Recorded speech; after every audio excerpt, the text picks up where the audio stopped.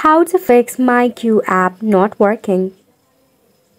Hey everyone, welcome to the channel and let's get right into this quick and easy tutorial.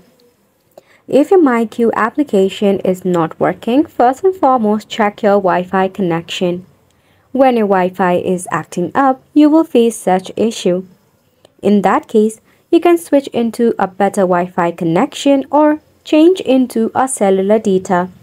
If not, you can turn on your airplane mode for about 3 seconds, then disable it and connect to your network again.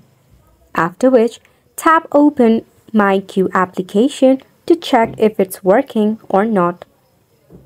If the issue still persists, tap open your Play Store. In the search bar, search for myQ. In here, if there is any update button, leave your application for an update. If not, the last resort is to uninstall your application and reinstall it later. Last but not the least, you can try this step.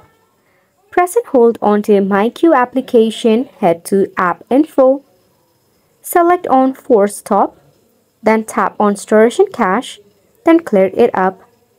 After this, any of the bug or the glitch issue will be solved. And we have brought to the end of the video as well. Thank you so much for tuning in.